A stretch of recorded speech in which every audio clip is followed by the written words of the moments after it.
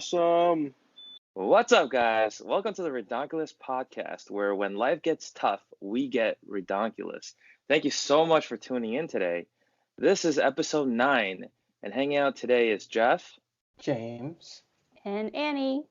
Before we get started, please like, comment, and subscribe to us on YouTube, where you can find us under Redonkulous Podcast on YouTube, and we're trying to get our subscriber counts up. So please subscribe and listen. We have a lot of content coming through. We're also on Spotify and Google Podcast as Redonkulous Podcast. Follow us on Instagram. It's also Redonkulous Podcast with no spaces. And if you have any suggestions or comments, we'd love to hear from you guys. Or give us a call or a text on our hotline. Our number is 332-203-2449. Once again, it's 332-203-2449. And today we have Word of the Day, Serious Hypotheticals, Guess That Lyric, and Human Experience. And also we have a special guest, Andrew. Yeah, Andrew, welcome to the show and happy early birthday. We just found out that your birthday is tomorrow. Happy birthday. Yes, thank you. And thank you for having me. Thank you for coming on. Why don't you share a little bit about your background? It's very interesting. We know that you are a personal trainer. Yes, I'm a personal fitness trainer in Manhattan in New York. I used to work a couple of other jobs. I taught English in Taiwan immediately after college. Got homesick and moved back to New York. I was thinking, what would make me feel more fulfilled besides to be a personal trainer? The career jump happened around my 30s, and I'm turning 36 tomorrow. That's been what, over half a decade now? Yeah, I've been a trainer for quite a while. Wow, time flies. Wow. That is so funny. The jobs you have to choose from is construction, where you could hurt your back, or personal training, where you're hurting everybody else. And I meet so many different types of people as a personal trainer, and they're at different levels of fitness, and they're doing different activities like skating or marathon running, right? And before I implement or prescribe workouts for clients, I feel like I need to be a guinea pig. I need to try it on myself first. So at the same time, I'm killing myself before I teach other people how to exercise responsibly. Wow, so your regimens, your recommendations, those are tailored to your clients. Yeah, that's the main objective. It's basically, I gotta imagine how it is living in their shoes. That's the best way that I operate. James talked about on the podcast before. He recently just finished personal training. It seemed a little bit pricey, especially for someone like myself who I've never had a personal trainer before. I paid $80 per session, so I thought that was kind of expensive too. But I learned how to use the gym. Do you get any clients like me where, I just work at a dry cleaners. Do you get like regular people that hires personal trainers, or is it all athletes that you train? Regular people. Regular people. That's a good question. I would say most people are normal. Yeah, regular people. About pricing, it's really how much value you see in personal training. What you get out of training can be invaluable. Like I'm thinking about one client that I see almost every single day. When I train him, I see it as the way to extend his life. It's huge. It's just, I'm thinking about like the change from the first time that I met him. He was going to faint after like a minute or less, right? And now he's going 16 minutes every single time I see him. So it's been really rewarding for both me and him. How long have you been training that specific client? Since the beginning of this year. Wow. So 1 year, less than 1 year, you already see vast improvements? Yeah, definitely. And he loves it. I mean, it might be a little extreme, but I'm going to share a little bit about him. He was told that he only has 2 years to live. Wow. Oh, wow. Yeah. So it changes everything when you hear that, when a client tells me that. Is he a relatively young dude? How old is he? And what was his fitness level? He's in his 60s. He used to exercise. He used to be fit. Do you prep all your food and all your meals, and like, count your calories and your macros and all that? That's a good question. I would say a little bit of everything. One thing that I do is I get into healthy eating habits. So almost every morning I do eat, and to some of it might sound like disgusting or just like boring. I eat oatmeal with almond powder and sesame powder, walnuts, and half a banana. Wow, Yeah, that's you're so disgusting. healthy. That's so healthy. I love oatmeal. Okay, so this week's vocabulary word is foment. It is a verb that means to instigate or foster. or it could also mean promote the growth or development of. And an example sentence, he was accused of fomenting violence. And our goal today is Oh to my use it goodness. 3 times. I'm raising my hand first. Yeah, go for it. I'm a personal trainer, meaning that I foment a lifestyle of exercise. Yeah, not many guests take a crack Nice. at it. That was pretty good. Nice. Okay, so we would like to foment a serious hypothetical discussion. Serious hypotheticals. If you were stranded on a deserted island, infested with zombies, which 2 would you take with you to the helicopter at the center of the island? A gun with no bullets, your BBF, a handful of bullets, flashlight, lighter, bat, alarm clock, and rope.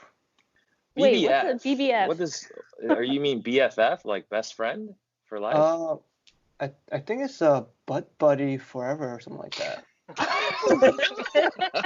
That changes the whole question. I don't know how good a BBF would be in this scenario. So I'm Okay, guessing the helicopter will take you away from this island full of zombies. Wouldn't it be funny if I actually get to the helicopter and the helicopter had no gas? Or the helicopter already has zombies in it. Or if you get there and you have nobody to pilot the helicopter. That's where the Okay. BBF comes in. I'll take the BBF and the bat. I love the honesty. Can you just explain what you would do with the BBF? Would you just Well, bend over? No, but Wait, I stop. We're gonna die tomorrow. What's your reasoning, James? So my reasoning is, strength in numbers. So I think it's better to have more than one person. I think your survival rate will go up. And then a bat, since it's just a weapon to fend off the zombies along the way to the helicopter. 2 is better than 1, in my opinion. Unless you guys get bitten. Mhm. We talked about this last week. So we mentioned some about being in a haunted house. And one of your friends, if you go stay the night and your friends get possessed, what if your BFF, or in this case your BBF, I'm not judging, gets bitten and turns into a zombie? What would you do then? Damn. Then you just run for your life. James's first reaction, damn. I agree. I think taking the BFF, and I think I would take a rope. What would you do with a rope? You can use it as a weapon. You can tie zombies up, or you can trip them. You think the zombies are gonna stay still for you to tie them up? You can have your BFF run to the other end and trip all the zombies and just run away. I don't know. Oh, kind of like a trap. Like dig a Yeah. hole, have the rope there. As soon as they're chasing you, you yank the rope, and they all Yeah. fall into like a Fall into a ditch. What if you fall Yeah. into the ditch before them? I won't. I'll be running to the helicopter. And then You're I gonna can ditch use your the BFF? rope. I can use the rope for the helicopter in case my BFF gets left behind, and then they can just hang on the helicopter. Oh, you really thought this through, huh? That rope sounds so useful. Yeah. You can triple knot it and then swing at the zombies as a weapon. Oh, kind of like a whip. Yeah. Our answers are starting to evolve into something that might work. Having the BFF or BBF hold 2 items, and then I could hold, Oh. right? Oh. Wow, or next maybe level. like You're like Jeff, bending the rules. So the BBF Yeah. would have another BBF who also has another BBF, and then everyone has a one item and a BBF. BBF Yeah. army. You guys would just make a line. All of you guys would be bending over. Oh my god. Is that what BBF is? The way you explained it, James, was not very PG-13. I thought it was just similar to BFF. But... I thought it was a typo when I saw that. So you would have, what would they take with you? What would your BFF take? Maybe the handful of bullets or everything they could, just like tie it to a rope. There's only you and your BFF, so your BFF cannot take another person. So your Oh. BFF can only take one item, and you can only take one item. So what would be the one other item that you guys would take? I feel compelled to say rope. Rope, and then what would the other person take? Maybe a lighter. A rope and a lighter. What are you gonna do with a rope and a lighter? I don't Create know. a I'm thinking bomb. if we find food, then the lighter could create fire, and the 'Cause- rope, I guess, would help us climb up trees. Wait, zombies are attracted to light, like fire, right? Zombies are attracted to sound, to flesh. Oh, we have to be zombie experts now. I used to play Left 4 Dead, the first-person shooting game. You kill zombies and stuff. You work in a team of 4. I was addicted to that game. And in that game, there are regular zombies that just run at you. And then they have these specialized zombies like Boomer and Spitter and Charger. And those are the evolved zombies. Those are the scary types. If I ever get stuck on a zombie island with those zombies, I would just be like, You have to get to the helicopter. we recently just watched Zombieland Double Tap. In Zombieland, there are certain rules of survival. Rule number 1 would be like cardio. So all the fat people, all the unhealthy people, the people that didn't get trained by Andrew, they'll get eaten first. Number 8, get a kick-ass partner. So, oh, you guys all chose BFF. You guys will survive in Zombieland. Mm-hmm. So if I had to choose, I was just gonna choose either I was gonna do a bat, and then I was thinking of just using the alarm clock as like a distraction. If I got close enough to the helicopter and I just saw like a swarm of zombies there, just in a clear field, I was just gonna set the alarm clock, and once it goes off, then I'll just use that diversion to get onto the helicopter.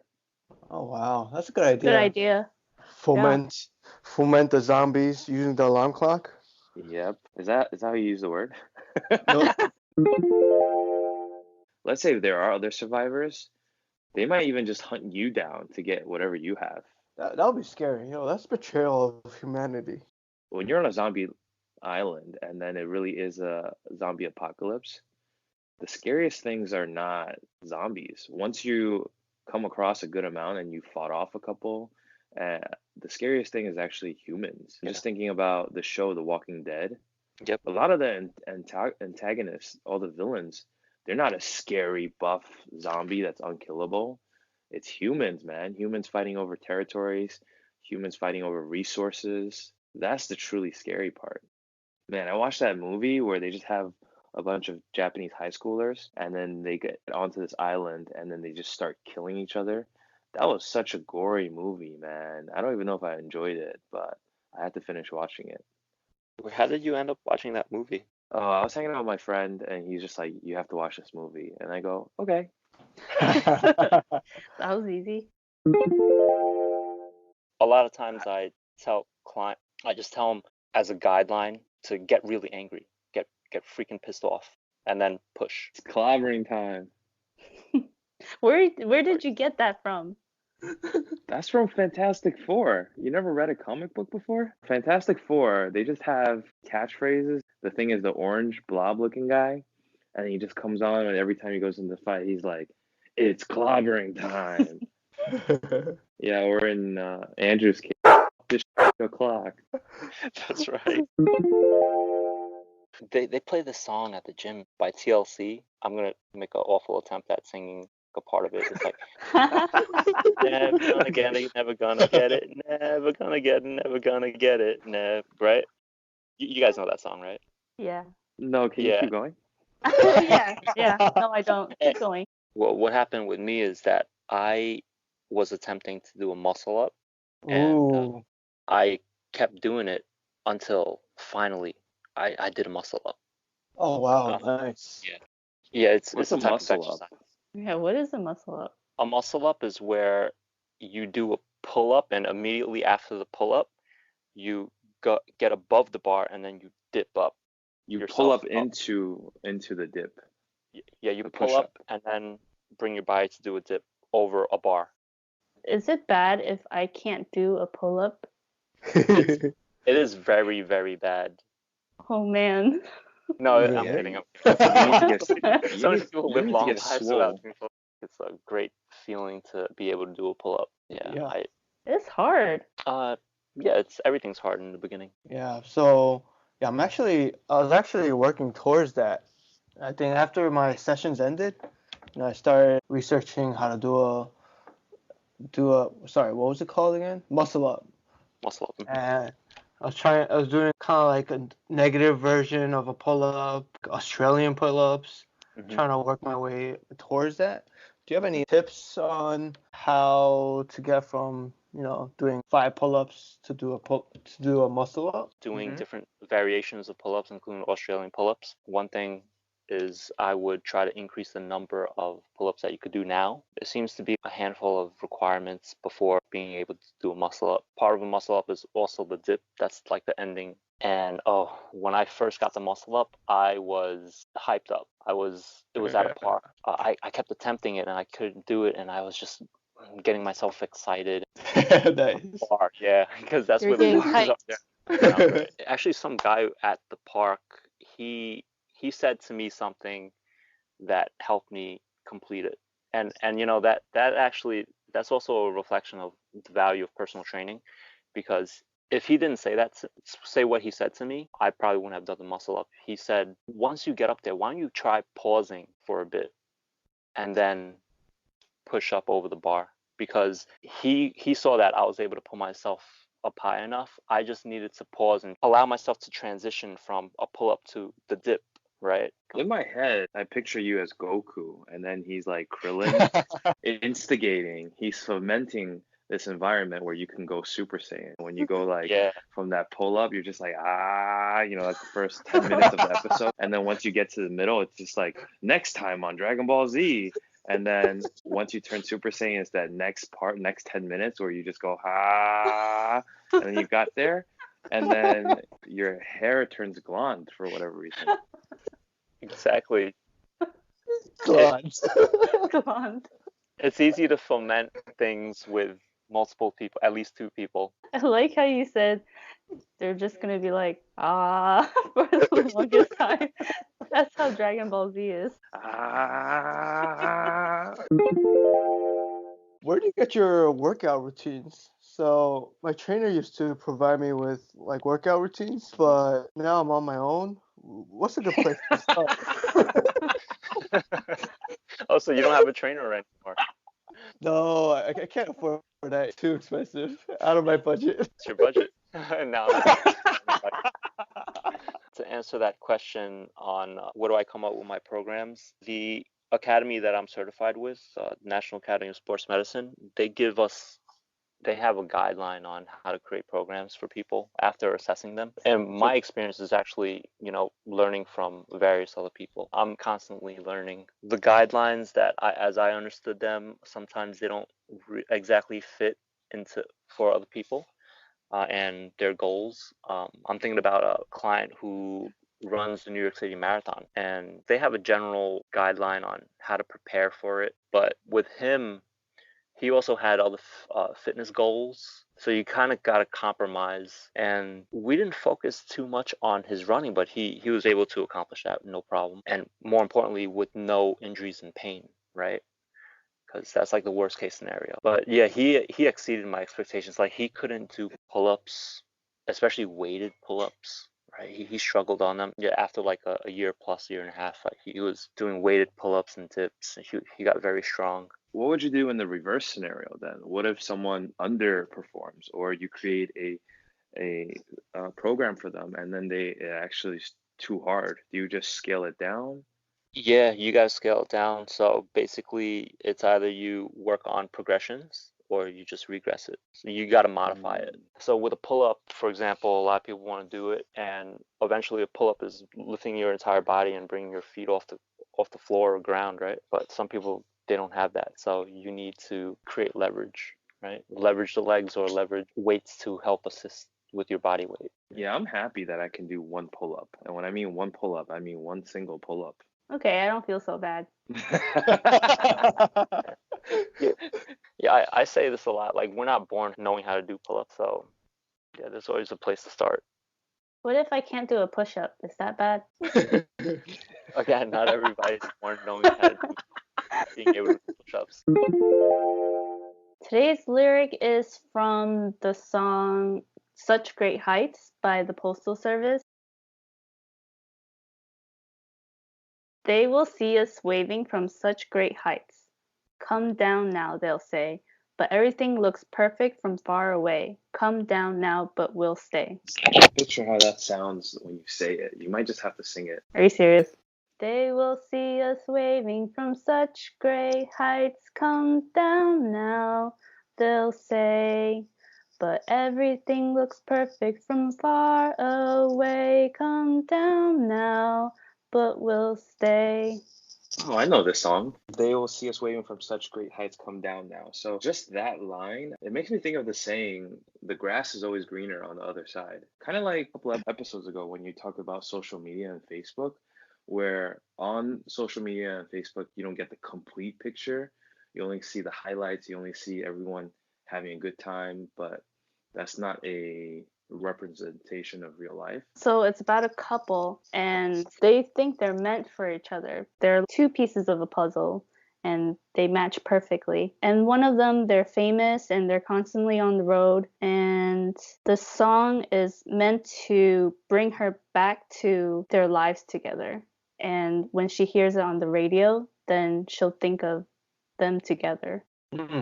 So I was thinking more of they, as in their fans, or kind of waving at them from great heights, as in on stage, and then out of stage, they'll come back down to earth. So you're saying when they're on stage, they're raised up like superstars, rock stars. But then at Right. the end of Yeah. the day, when the show is over, they're just like you and me. Right. And it almost seems like they are happy together, but people are telling them to break apart, but they're saying, no thanks, we'll stay together. So people will tell them that they don't need all the things associated with fame. So that's what they mean by come down now. They'll see us waving from such great heights. They're performing constantly, and then people will see their lives as perfect and they'll say, come down now. But they choose to stay that way because they feel such a high and they enjoy all of it. I like that. It just sounds like they're on drugs. For today's human experience, we're going to be talking about Halloween. And Halloween has never been my favorite holiday. I know Annie really likes it, especially dressing up. But this past Halloween was very interesting for me because it's my first Halloween as a parent. We dressed up Nicholas as a tiny baby avocado, and we actually went trick-or-treating with him. You guys have anything you want to share about Halloween? We actually used to drive out on Halloween, and me and my sister, we would go find the neighborhoods with the most candy. We would try to find, the most efficient way of collecting as much candy as possible. That is such a James thing Wow. to do also. That really is. It's just like, hold on. Before we go trick-or-treating, let's see where we can get the most candy. We'll have like a minivan full of candy at the end of the night. No way. We'll haul it in back to our house, and we'll spend the night, gather all the chocolate in the candy in the living room, and Oh my God, I used to do that too. organize it.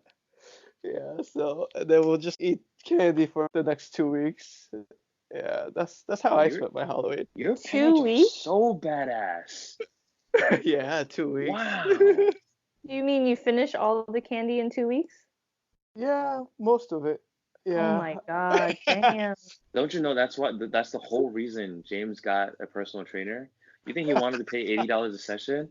He looked at, he opened up his drawer where there used to be socks, and then it was all chocolate, and he's like, all right, time to get Damn, back in shape. James.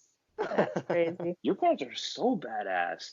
They had the patience to wait until you filled up the minivan. Not even a sedan. You need a whole minivan. Truck. And they let you eat candy for 2 weeks. Wow. Yeah. That's No, a good childhood. I don't know if that's just so cool of them, or would that be just so irresponsible of them? I can't decide. So you want to share your dirty little secrets? Where's the best neighborhoods? Where did you hit out back in the day? Yeah, like Fresh Meadows, a little bit of Bayside. The best part of Halloween for me was, man, I used to have this werewolf costume. Not a costume, but just a mask. You could put it on and it looks really freaky. Me and my cousin Thomas, we had 3 or 4 younger cousins. Back then, we thought it'd be so funny. What we did is one of us would put on the werewolf mask and hide upstairs in the closet. And when it got dark, the other one, either Tom or myself, would be like, "Hey, let's go upstairs." And then once you get upstairs, the one hiding in the closet would jump out and then drag that person into the closet, and then we shut the closet. So messed up. Wow. This is so extreme. Seriously. Horrifying. You sound so evil. Alex, Michelle, Karen, Teresa, if you guys are listening to this, I still think it's super funny, but I'm sorry, and I really mean it. I apologize. It's still funny though. I used to dress up every year with my sister, and my mom would just take us out on our neighborhood blocks, and we'll walk around, and we gather probably 4 big bags of candy, and we just go home, and then we just like dump everything on the living room floor and just sort it out. Every day we'll have 2 or 3. We don't finish it in 2 weeks. That's crazy. I think it takes us at least like half a year to finish everything. Yeah, I'm a fat ass. I love sweets. Funny if you guys collect candy and then the next year Halloween you just give it back out again. That's a very Asian thing to do, I think. You know what's a very Asian thing to do? When we're at your parents' place, you start giving out like the waffle green Asian tea cookies. cookies. Oh, what? I know. Yeah, my parents, they usually give candy, but this year, I don't know why, my mom's giving out scallion crackers. Scallion crackers. Wait, there was a kid that was leaving, and he was just like, "What is that?" And then another kid was just like, "I think it's plant-based." Organic. I felt so bad. My sister was like, "Kid, this is not my house, sorry." Taking the kids out to trick-or-treating just brought back like good memories from the past. And it's still really fun, and I like dressing up. It's just silly and it's entertaining. Love your outfits. Yeah. And he dressed up as an egg, and I dressed up as a bacon. And the And irony is that you're vegetarian. yeah, that's why it's funny. I sent it to my customer because he asked, "Did you guys go trick-or-treating with Nicholas?" So I sent him the picture. And I'm clearly wearing bacon, but I guess it kind of looks like a dress. So he's like, nice Korean hanbok. Am I saying that right, James? Hanbok? Like a dress? Hanbok. Hanbok. Hanbok. Yep, that's right. Is there a bacon style hanbok? You were wearing it. No. No, there's not. No, that means no. He's browsing through I- Google Photos to confirm. Yeah. I like how James had to think about it. He's like, no, I've never seen one. You have now, my friend. Yeah, I'm just trying to picture why your customer said bacon Hamburg. I was like, wait, I don't see how it correlates. He was just trying to tell me that I'm wearing a dress. That's what he was trying to tell me. You guys look good in it. Yeah, I really like the Nicholas's avocado costume. That was cute. So there's a seed, a pit, and then he just kept rubbing it. This is the cutest thing ever. It's kind of like he was pregnant. Started with the avocado, and I was like, how can we look like a trio and a matching trio? So I was like, I really like avocado toast, but there was no toast, so had to go with a bacon. I really did not want to be bacon. I don't know why you're being so salty. It was funny. Because I'm a breakfast food. That's why I have a high level of sodium. So Andrew Yang running for president. Tell us a little bit about Andrew Yang, and then why are you so inspired by him? My experience of Andrew Yang, yeah, I didn't think much of it. I inherently felt like this guy Andrew Yang doesn't have a chance. I heard about the core of his campaign, which is to give every American adult $1,000 every month, and I at first thought it was ridiculous, that idea. But over time, I started thinking about why he would want to do that, how he would do that. That's the freedom dividend, right? He The calls it policy the you're freedom talking dividend. Yeah, I don't know if I should try to explain it because people could also YouTube it. Like it would be better explained there. His solutions are changing our country. He is the best candidate. He's our best shot at like making a better future. What is his stance about Medicare for all? Well, first, I'm not an official spokesman for Andrew Yang. I'm just a Yang Gang supporter, and I am Yang Gang, you could say. And as I understand it, with his position on Medicare for all, like he says in the videos and on YouTube, he is for the vision, right, of Medicare for all. But given how the situation is right now with so many different private firms owning different parts of the medical industry, it probably wouldn't be very responsible. It wouldn't be responsible to just like totally eliminate all that, right? And just the processes that like so many Americans are in those different private firms. And also we don't know exactly what type of services they have. Some are very specialized, right? And to just turn that all over to be controlled by the government, it might be too drastic. So Andrew Yang's stance is to gradually move to a point where we maintain those private firms, right?